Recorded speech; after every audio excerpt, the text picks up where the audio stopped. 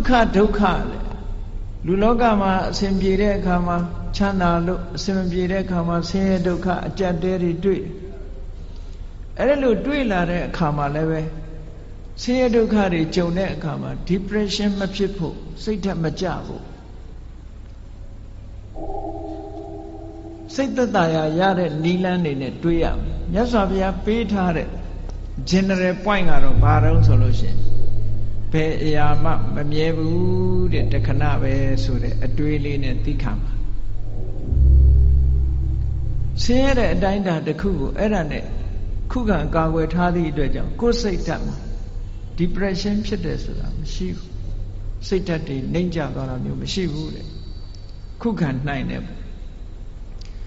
Chanda dukha ne dui la lo shin le lu ri ka bawin myin pi auk chain lut tat de. Eda lu ma phit ya aung le be khona ka chanda de soda le thawara ma hout bu takhana mya da phit de lo man kan ne atwei le de ne twei pi de akha ma ko ye siat that yin yai mu mashi aung jang khai aung josa ya me. Da ko pyo da kaung so lokaran jang jang khan Bawa ko lala baba di sao chen hori lokaran khanai shi pho josa ya me. Da number 1 no. Lokaran khanai aung josa. Be puggol be phit phit lokaran soda shi da ji be. Sin ya de puggol ma le shi de chanda de puggol ma le shi de be naingan da be phit phit ba lu myo be phit phit ba ba da ko kwe da de ya tat nyi de be. Ba phit lo loka dhamma loka ye tabawa lo pyo da no. Kaya de chimwane soda chimwane luwa chimwane kaya de luwa kaya de. Along ti ja lai me le. Takha taung ka American Tamada ayin Tamada Iraq twa de akha ja do tharin sa saya tayauk ka phana ne thu de mhot la. Ba be phit phit takhu ku asaw ka soda Nangan kaung song Tamada phit ne saw ka khan la myo shi da. Siat that ye ya ma taung lo pho wa thai aye ji de po. Ko le ko atain da ne tu le tu atain da. Loka ma ne de puggol dai ha ji siat that jang khai pho josa ya. Edi siat that jang khai ne soda tu wa tu jang khai la ma ma hout bu ko dai josa pho lo at. Ba phit lo ro so yin khana ko ji jang khai aung ba ri lou ja lu ri. Lan shao ja de jama ye le chin ja de hout da mo. Jama ye le chin ja de physical exercise de lou ja de akasa thama de so ma ngo nai ma pan nai. Akasa le chin mu ri pyu. Though loka lu da de me nida lou pho me nida ba taung so mental exercise be. Siat ko jang khai aung josa mu ja do a pyaw ne ja. Eda lo a pyaw ne ja thi atwet jaung Ta loka long the Kabalo ma shi jade, do that Lokaran net, Joe Night Lucian, Yang Tratwa. Sita Chankai mu a dragon level, physical exercise low the loop, mental exercise low for low at the airport. Era, they are chinless or Arab Yola. They are chinless or Arab Yola. Physical exercise low there solution, Duria, Lantra shower, Jamai, Legion, a Bie Legion, Kanago, Jankai on loaded. David Sita Jankai on Baloa. They are tiny. Sita Legion and you say. Tinye on Josare, go ema go ne and you know. Mangane a dwiggly dwide. So as Lova say the Miani, Dreda say the Miani. Don't do came and meet a date Dreda Muri Miani Lucian. Really? A loser at the nature of Quay on my way. Oh, McQuay can do body lomale. The show Adam Yogo since I am since I jump. Sita Jankai on Anaria, Lichin Bear. So was it? Nubio needed a USC de Bogorega. Since I am a bar, Sarada Momi Saran Anadito Nama Ujin the Washi. Ude the Bawa Nama Shinide, Ujin Diago, Namalomia Nebu. Diha Sita Jankai on Lichin Mutakube. The Joe Erari doing Sapia Jido Tene, Movu. Say this here, do it the Bawa a mango di on Joda. Say that's the Bawa a mango di ma. D10. ရင့်ကျက်လာဗျာဒိဓမ္မောမိဗျာဒိနာတိတောအေးငါခန္ဓာကိုယ်ကြီးဟာနာရတဲ့သဘောရှိတယ်နာခြင်းတရားကိုငါမလွန်မြောက်နိုင်သေးဘူးတွေးပါဆင်ញင်စဉ်းစားပေးပါလေ့ကျင့်ပေးပါစိတ်ကိုဒါနဲ့လေ့ကျင့်ပေးအာယုန်နဲ့စိတ်ကိုလေ့ကျင့်ကောင်းတဲ့အာယုန်နဲ့စိတ်ကိုလေ့ကျင့်တာခေါ်တယ်မရဏဓမ္မောမိမရဏနာတိတောလူတိုင်းဟာသိခြင်းသဘောရှိတယ်ငါလည်းပဲသိခြင်းသဘောရှိတယ်သိခြင်းတရားကိုငါမလွန်မြောက်နိုင်ဘူးလေ့ကျင့်ပေးပါလေ့ကျင့်ပေးသည့်အတွက်ကြောင့်ဟောတန်ရောစဉ်တွေရောပါလာအတွေ့အတာတွေရောပါလာလူတွေကထင်တယ်အတွေ့အတာရောပါသွားလို့ရှိရင်တဦးနဲ့တူကွဲသွားလိမ့်မယ်လို့ထင်တယ်မဟုတ်ဘူးတန်ရောစဉ်နဲ့တွေ့တာဟာမေတ္တာနဲ့တွေ့တာနဲ့မတူတဦးနဲ့တူမေတ္တာနဲ့ကုညီဆောင်းလျှောက်တာကမှပိုးခိုင်တာတန်ရောစဉ်ကမခိုင်ဘူးတန်ရောစဉ်ဆိုတာကိုယ်အလိုချလေးဖြစ်နေတုန်းနဲ့တန်ရောစဉ်ကိုယ်စိတ်တိုင်းမကြတော့ဘူးဆိုတာနဲ့တပြိုင်နက်တန်ရောစဉ်မရှိတော့တဏှာရဲ့သဘောကကိုယ်ကောင်းစားဖို့ပဲကြည့်တယ်ဆိုပါစို့သားသမီးတွေကိုမိဘတွေကချစ်တယ်နဲ့ပြောကြတယ်သားသမီးချစ်တာလားကိုယ်ချစ်တာလားသေချာဆန်းစစ်ကြည့်အများကတော့ဖြေလိုက်မယ်သားချစ်တယ်သမီးချစ်တယ်ပေါ့ဒါဖြင့်အဲ့ဒီသားသမီးကိုဘာကြောင့်ချစ်နေတာတုံးလို့မေးလိုက်လို့ရှိရင်ဒီသားသမီးလေးကိုကြည့်ပြီးတော့ကိုယ်စိတ်ထဲမှာစိတ်ချမ်းသာနေတယ်အာကိုးနေတယ်ယုံကြည်နေတယ်ငါတက်ကြီးရင်ငါသားလေးကငါဆောင်းရှောက်မှာပဲငါသမီးကငါဆောင်းရှောက်မှာပဲနဲ့ဟောအာကိုးမှုတွေတွေ့တာမှုတွေအဲ့ဒီလိုမျောလင်းချက်ကလေးတွေနဲ့ထင်အဲ့ဒီသားသမီးကကိုယ့်ကိုဒုက္ခပေးလာပြီဆိုရင်မိဘတွေဘာလုပ်ကြတော့အိမ်ကနေနှင်ချပြီးအမွေပြတ်ကြော်ညာကြတယ်မဟုတ်လားအဲ့ဒါဖြင့်အဲ့ဒီသားသမီးကိုချစ်တယ်ဆိုတာဘာကိုချစ်တာတော့လို့မေးလို့ရှိရင်ကိုယ့်ရဲ့ပျော်ရွှင်မှုကိုဖျက်ဆီးလာပြီးကိုယ့်ရဲ့ဘဝကိုထိခိုက်လာပြီးဆိုလို့ရှိရင်အဲ့သားသမီးမချစ်တော့ဘူးအဲ့ဒါကိုကြည့်မယ်ဆိုရင်မိဘတွေကတကယ်ချစ်တယ်ဘာကိုချစ်တာတော့ကိုယ့်ဘဝကိုချစ်တာပဲကိုယ့်ဘဝကိုထိပါလာပြီးနှောင့်ယှက်လာပြီးဆိုရင်လက်မခံတော့ဘူးလေချစ်လာပါတယ်ဆိုတော့ဇနီးမောင်နှံတွေ divorce လုပ်ကြတယ်၊ကွာရှင်းကြတယ်။ဘာဖြစ်လို့ပြောကြတဲ့အခါမှာစိတ်သဘောထားချင်းမတိုက်ဆိုင်လို့ဆိုလိုတာကသူ့စီကကိုပျော်ရွှင်မှုမရဘူးကိုယ့်စီကသူပျော်ရွှင်မှုမရဘူးကိုယ့်ရဲ့ပျော်ရွှင်မှုတွေဆုံးရှုံးကြတယ်အဲ့ဒီဆုံးရှုံးတာကိုမကြိုက်တာပဲအမှန်တကယ်အနိတ္တရာကိုလိုက်ရှာကြည့်လို့ရှိရင်မြတ်စွာဘုရားကဒါကြောင့်မို့ဟောတာအတ္တသမံပေမနတ္ထိ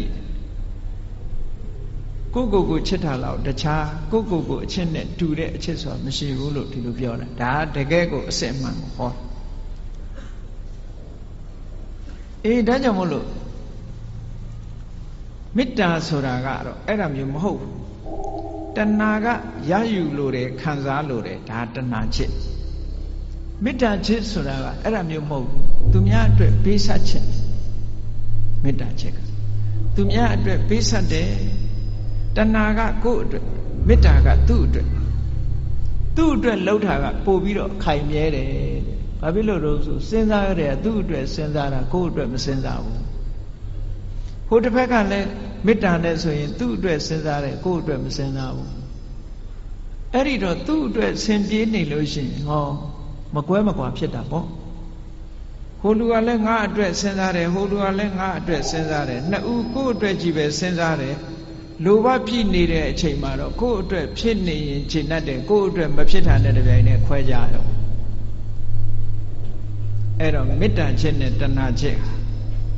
တခြားနည်းနဲ့ပြောမယ်ဆိုလို့ရှိရင်မေတ္တာချစ်ကအေးမြပြီးတော့တဏှာချစ်ကပူလောင်နေတဏှာရဲ့နောက်ွယ်မှာဘာတွေလာတော့ဆိုတောကဆိုတာရောက်လာစိုးရိမ်တာတွေပူဆွေးတာတွေဒါတွေဖြစ်လာမေတ္တာရဲ့နောက်ွယ်မှာဒါတွေလုံးဝမရှိဘူးအေးချမ်းတယ်တည်ငြိမ်တယ်ဆိုတာတွေဖြစ်တယ်ဒါကြောင့်မို့မေတ္တာနှလုံးသားနဲ့ချစ်နိုင်အောင်ကြိုးစားအဲ့ဒါပို့ပြီးတော့ခိုင်မြဲတယ်စိတ်ဓာတ်ကြံ့ခိုင်မှုနဲ့ပတ်သက်ပြီးတော့ဒါကိုမြတ်စွာဘုရားကလောကရန်နဲ့ကျုံလာပြီဆိုလို့ရှိရင်ကြံ့ကြံ့ခံနိုင်အောင်လေ့ကျင့်ရစိတ်ဓာတ်ကိုလေ့ကျင့်ပေးရမယ် လေ့ကျင့်တယ်ဆိုတဲ့နေရာမှာဘာနဲ့လေ့ကျင့်သမထကျင့်စဉ်တစ်ခုကိုကျင့်တာလဲဒါလေ့ကျင့်တာပဲဝိပဿနာကျင့်စဉ်တစ်ခုကိုကျင့်တာလဲလေ့ကျင့်တာပဲအဓိကကတော့ wise attention လို့ဆိုတယ်မှန်မှန်ကန်ကန်စဉ်းစားတတ်မှုပါယောနိသောမနတိကာရလို့ခေါ်တယ်မှန်မှန်ကန်ကန်စဉ်းစားတယ်ဆိုတာဘာတော့ဆိုရင်အဆိုးဘက်ကမကြည့်ဘူးကောင်းဘက်ကကြည့်အကုသိုလ်ဖြစ်အောင်မကြည့်ဘူးကုသိုလ်ဖြစ်အောင်ကြည့်တယ်အကောင်းဘက်ကတွေးတယ်အရာရာမှာအကုန်လုံးအကောင်းဘက်ကတွေးရမှာလားလို့ဆိုတော့ဒီလိုတော့မဟုတ်ပါဘူးမှန်ကန်တဲ့ဘက်ကအကောင်းဘက်ကစဉ်းစားနိုင်တတ်ရမယ်အဆိုးဘက်ကကြည့်လို့ရှိရင်အဆိုးဆိုတာအပြစ်ကိုကြည့်တဲ့အခါမှာအရာရာမှာအမှန်ကိုကြည့်ဖို့လိုအပ်တယ်ပေါ့ဆိုပါစို့လူတယောက်ပေါ်မှာကိုယ်ကဒေါသဖြစ်တယ်ဒေါသဖြစ်တယ်ဆိုတာ तू ဘာအတွေးနဲ့ तू ဒေါသဖြစ်တယ်လဲလို့ဆိုရင်အေးဒီကောင်ကငါ့ကိုစော်ကားတယ်တက်စော်ကားတာပဲဆိုတဲ့အဲ့ဒီအတွေးတွေနဲ့တွေးလိုက်မယ်ဆိုလို့ရှိရင်ဒေါသဖြစ်လာမှာအဲ့ဒီအတွေးမဟုတ်ဘဲနဲ့ပြောင်းပြီးတော့တွေးလိုက်တယ်အေး तू ဆဲတာ तू ဆိုးတာငါကပ်ပါတာမဟုတ်ဘူးငါနဲ့မဆိုင်ဘူး तू ဆိုး तू ခံလိုက်မယ်ငါမပတ်သက်ဘူးလို့ဆိုရင်သူ့ပုံမှာဒေါသမထွက်ပြန်ဘူးအတွေးလေးဟာဒီနားလေးတင်ပဲကပ်ပြီးတော့ခွင့်လွတ်တတ်တဲ့အတွေးဆိုတာလည်းရှိတယ်လူတွေကကိုကြတော့ခွင့်လွတ်တယ်သူများကြတော့ခွင့်မလွတ်ဘူးဆိုတာလောကမှာထင်ရှားတယ်နော်ကိုကြောင့်ဖြစ်လို့ရှိရင်မတော်တဆလို့ပြောတယ်သူများကြောင့်ဖြစ်လို့ရှိရင်နမောနမဲ့လို့ပြောတယ်တကယ်ကိုအဲ့ဒါလို့ဖြစ်တယ်နော်သူများကြောင့်တစုံတစ်ခုဖြစ်သွားရင်ဟာဒီလူကနမောနမဲ့နေလို့ဖြစ်တယ်ကိုကြောင့်ဖြစ်ရင်တော့မတော်တဆသူများကြောင့်လည်းမတော်တဆလို့တွေးလိုက်ရင်ဒေါသမဖြစ်တော့ဘူးအဲ့ဒါမတော်တဆဖြစ်ရှာတာပဲဟောဒါစိတ်ဓာတ်ရဲ့အကြံခံမှုတွေပဲကိုယ်ကိုလေ့ကျင့်ပေးရမှာအောင်ပြောတာသူများပေါ်မှာအပြစ်နေမြင်နေသေးတဲ့များကာလပတ်လို့မေတ္တာဆိုတာသက်ဝင်နိုင်ဖို့မဖြစ်ဘူးတဲ့ဘယ်ရာပဲဖြစ်ဖြစ်အစဉ်ပြေအောင်စဉ်းစားတတ်ဖို့လိုတယ်ပေါ့အကောင်းဘက်ကကြည်တာတွေဟာစိတ်ဆင်းရဲမှုကိုကာကွယ်ပေးနိုင်တာတော့သိကြတယ်ပုံမြင်လေးတစ်ခုရှိတယ်မြေထားမောင်းတဲ့မြေထားမောင်းသမားတယောက် engine driver မြေထား driver တယောက်ဘယ်တော့ဖြစ်ဖြစ်သူကအကောင်းဘက်ကကြီးပဲပြောတယ်အဆိုးဘက်ကဘယ်တော့မှမကြည့်ဘူးကောင်းဘက်ကကြီးပဲပြောလို့ရှိတယ်တနေ့ကျတော့ဘာဖြစ်တုံဆိုမတော်တဆသူ accident ဖြစ်တယ်ဆေးရုံတင်လိုက်ရဆေးရုံတင်လိုက်ရတော့ခြေထောက်တစ်ဖက်ဟာမြေထားကျိတ်ပြီးတော့အင်မတန်အခြေအနေဆိုတော့ခြေထောက်တစ်ဖက်ဖြတ်ရမယ်ကိန်းရောက်သွားအဲ့ဒီမှာသူ့မိတ်ဆွေတွေကသတင်းသွားမေးတယ်မေးရင်သူ့ကိုပြောတာမင်းဘယ်တော့မှဆိုအကောင်းဘက်ကကြီးပဲပြောတယ်အကောင်းကြီးပဲမြင်တယ်မင်းဒီတစ်ခါမင်းကိုမင်းဖြစ်တဲ့အခါအကောင်းမြင်နိုင်အောင်မလားပေါ့အကောင်းမြင်နိုင်အောင်မလားမင်းကိုယ်တိုင်ခြေထောက်တစ်ဖက်ဖြတ်ရတော့မင်းဘယ်လိုလုပ်အကောင်းမြင်မလို့ဆိုအဲ့ဒီလူကပြုံးပြီးတော့ဘာပြောတော့ဆိုလို့ရှိရင်တငယ်ချင်းတို့တဲ့ငါဒီကနေ့ကစပြီးတော့ခြေထောက်ဒီဖနက်ဟာတစ်ဖက်ဖိုးသက်သာသွားပြီငါဖနက်ဟာနှစ်ခုမဝယ်ရတော့ဘူးတစ်ခုပဲဝယ်ရတော့အကောင်းဘက်ကနေကြည့်ပြောတာနော်ဖနက်တရံထဲမှာတစ်ဖက်စာပဲငါဝယ်ရတော့မယ်ဆိုတစ်ဖက်ဖိုးငါသက်သာသွားပြီလို့ပြောတယ်ခြေထောက်ဖြတ်ရလို့ဖြစ်ရလေခြင်းဆိုတဲ့အတွေးကိုမတွေးဘူးအေးဖနက်တစ်ဖက်ဖိုးသက်သာသွားပြီအကောင်းဘက်ကမြင်တာတချို့နေရာမှာ wise attention ဆိုတာအဲ့ဒါမျိုးကိုပြောတာ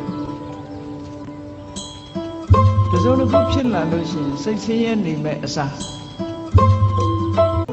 အကောင်းဘက်ကလှည့်တွေးပြီးတော့လှုပ်တင်လှုပ်ထိုက်တာလုပ်အောင်ဒါပြောတာနော်လှုပ်တင်လှုပ်ထိုက်တာစိတ်ပူပန်တာနဲ့လှုပ်တင်လှုပ်ထိုက်တာဆိုတာနဲ့တခြားစီတချို့ကမကောင်းတာဖြစ်ပြီဆိုလို့ရှိရင်စိတ်ထဲကပူပန်ပြီးတော့ဘာလို့မှမသိညာလို့မှမသိစိတ်တွေဆင်းရဲပြီးတော့အဲ့ဒါလိုနေတယ်အဲ့ဒါလိုမဟုတ်ဒါအဖြေမဟုတ်ဘူးအ ဖြေမဟုတ်စိတ်ပူပန်နေမဲ့အစားပူပန်မှုကိုလျှော့ချပြီးတော့ဘာလို့သင့်တယ်ဆိုတာကိုစဉ်းစားဖို့ပဲလိုအပ်တယ်ဟောစိတ်ရဲ့စွမ်းရည်တွေဒီလိုလေ့ကျင့်ပြရ